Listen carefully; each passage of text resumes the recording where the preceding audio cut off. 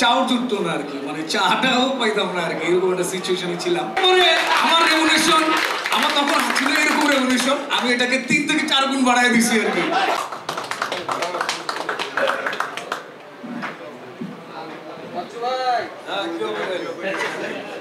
আচ্ছা, শুরুতে বলি যে এটা আমার অভিনয় ক্যারিয়ারের একদম সিগনিফিকেন্স যখন আমি শুরু করে আর কি। তো অমির সাথে দেখা হয়েছিল আমার, আমি কলকাতায় গেছিলাম, আমিও গেছিলাম, সদ্য বিয়ে করে কলকাতায় গেছিলাম। তো অমির সাথে তখন আমার দেখা, আর অমিরা যখন সহকারী পরিচালক হিসাবে ছিল তখনই মাঝে মাঝে ইয়ে হইতো আর কি, যাই হোক এটা অন্য আলাপ। তো তখন আমি সেদিন প্রথম এসে কথা বললাম, কথা বলার পর বলে যে ভাই আমরা একটা সিরিজ শুরু করতেছি, যে আপনি কাজ করবেন আর কি, এরকম একটা বিষয়। যাই হোক, আর ওই সময় আমি সহকারী পরিচালক হিসেবে অনেক স্ট্রাগলের পর ডিরেক্টর হওয়ার জন্য বিভিন্ন জায়গায় দৌড়াদৌড়ি করতাম। তো যাই হোক, প্রডিউসার সব কিছু মিলে একটা এলোমেলো অবস্থায় ছিলাম। তারপরে অ্যাক্টিংটা করা শুরু হয় আর কি। তো সেটা একটা মাত্র ডিরেক্টর তখন আমার হাতে ছিল, তার কাজই করতাম আর কি। তো অমির ওখানে গিয়ে একদিনে মনে হয় যে 4টা সিন হয়েছে আর কি, 4টা সিকোয়েন্স হলো। হওয়ার পরে ওইটা কয়দিন পরেই ফেসবুকে ইনবক্সে সবাই আমাকে পাঠানো শুরু করলো। তো তখনকার দিনে আসলে ভাইরাল কী জিনিস এটা আমি হয়তো জানতাম না, নাকি ছিল আমি জানি না আর কি। তো 4টা সিন কেটে কেটে পাঠাচ্ছে। পাঠানোর পরে তখন আমি হিসাব করলাম এটা যদি ওপেন করি তাইলে বোধহয় হ্যাক করে ফেলবে আর কি। তো আসলে এরপরে ওই 4টা সিনের ভিতরে 3টা সিন ভাইরাল হলো, যে ফরেনারদের নিয়ে আর কি। ভাইরাল হওয়ার পরে তো তখন যেটা আমি সরি মানে আমি যে লেভেলের অ্যাক্টর, যেটা হলো বিভিন্ন জায়গায় গেলে অনেক ক্ষেত্রে যেটা হইতো এইটা হয় আর কি, যে অনেক ক্ষেত্রে চাও জুটতো না আর কি, মানে চাটাও পাইতাম না আর কি, এরকম একটা সিচুয়েশনে ছিলাম। হঠাৎ করে দেখলাম যে সিনগুলো ভাইরাল হওয়ার পরে ডিরেক্টরদের নতুন নতুন কল আসা শুরু করে, এরপরে দেখি চাটা আসে, চা আসা শুরু হইলো আর কি। হ্যাঁ, তো তখন আমি বুঝলাম যে তার মানে কি অবস্থান কি একটু চেঞ্জ হচ্ছে নাকি।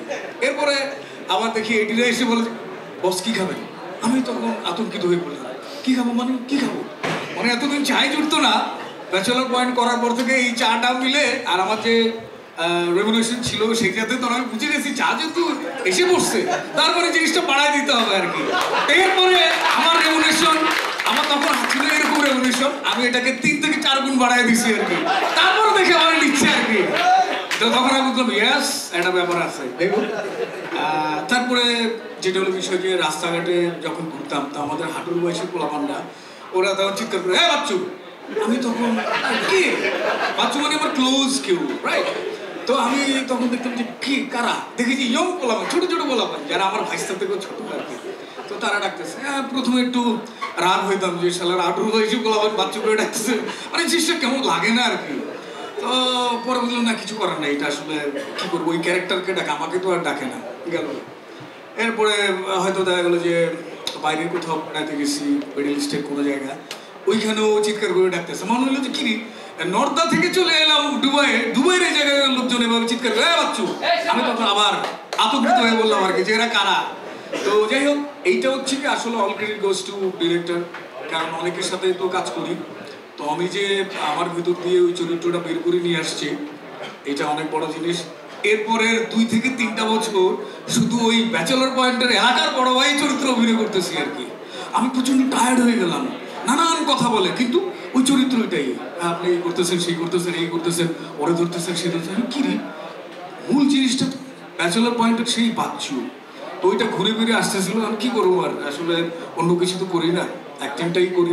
তো এই কারণে আর কি ওই একটা চরিত্রে অনেকদিন ধরে করতেছিলাম আর কি। যাই হোক, এরপরে আমি সিজন চেঞ্জ করে যখন আমাকে বানায় দিল যে অনেক পয়সাওয়ালা, হ্যাঁ শুদ্ধ ভাষায় কথা বলে বাটপার টাইপের, তো আমি আসলে ছোটবেলা থেকে মানে যারা শুদ্ধ ভাষায় কথা বলতো তাদেরকে একটু ভেঙাইতাম আর কি, একটু ফাজিল টাইপের লোকজন ছিলাম, মানে খুব শুদ্ধ ভাষায় যারা কথা বলে তাদেরকে আমি ডিস্টার্ব করতাম আর কি, এটা অভ্যাস। এখন চরিত্রের প্রয়োজনে যখন আমাকে শুদ্ধ করে কথা বলতে হতো, আমি যখন শিখাই দিত তখন আমার মনে থাকতো না আর কি, যে কানে যে যখন শুদ্ধ ভাষাটা লাগে কেমন আছেন আপনি, এই কাবিলা কি খবর, কেমন আছিস তুই, এরপর আমি নাই হয়ে যেতাম।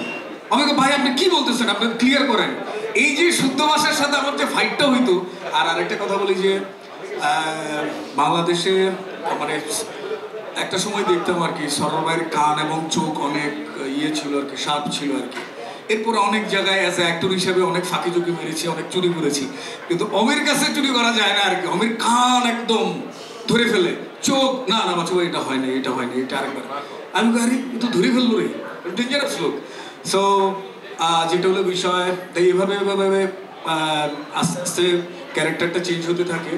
এরপরে যখন আমি এলাকার বড় ভাই চরিত্র থেকে বড় একটা ব্যবসায়ী চরিত্র অভিনয় করা শুরু করলাম, তখন দেখি আমার চারপাশের মানুষও আমাকে ভাবা শুরু করলো আমি অনেক ধনী হয়ে গেছি আর কি। যাই হোক, এরপরে আমিও হয়তো বা চরিত্রের প্রয়োজনে টাকা পয়সা আসতে শুরু করলো, আমি আমার get up set up change করে ফেললাম, দেখলাম যে হ্যাঁ একটা লুক চলে আসছে আর কি, যেটা এখনো ক্যারি করতেছি। তো এরই মাঝে দুবাইতে বেড়াতে গেছিলাম, ঘুরতে গেছিলাম। তারপরে ব্যাচেলর পয়েন্টের একদম শেষ দিকে দিবি আমাকে ধরে নিয়ে যায়, তো আমি একটা ছবি তুললো। আসার আগের দিন অমিত বললো কি ছবিটা ছেড়ে দিল। ছেড়ে দেওয়ার পর থেকে ফেসবুকের লোকজন আমার নক দেওয়া শুরু করলো যে আমি 252 না 72 কোটি টাকা নিয়ে চলে গেছি। দেশে আসলাম, আশা করা তো সবাই ফোন দিচ্ছে, ভাই আপনাকে পুলিশে ধরে না ভাই এটা তো অভিনয়, এটা চরিত্র।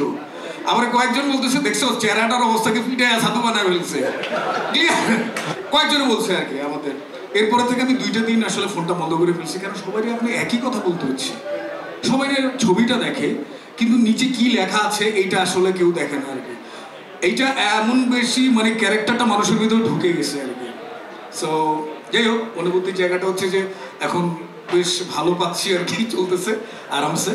আর মানুষের ভালোবাসার জায়গাটা হচ্ছে যে 2-2.5 বছরে যেখানে আমরা গেছি সেখানে মানুষজনের একটাই যে ভাই চলো পয়েন্টটা কবে আসবে। এটা আসলে সর্বস্তরের মানুষের, যে একটা শ্রেণীর কথা বলবো তা না। হ্যাঁ, চতুর্শিলাই থেকে চণ্ডীপাঠ এর ভিতরে যারা যারা আছেন প্রত্যেকেই আসলে ব্যাচেলর পয়েন্টটা কবে আসবে এই বিষয়ে আর কি। তো আশা করি যে আস্তে আস্তে সবাই এনজয় করবেন, দেখেন। আর অভিজ্ঞতার জায়গাটা তো শেয়ার করলাম, ভালো লাগলো। থ্যাংক ইউ সো মাচ, সবাইকে লাভ ইউ।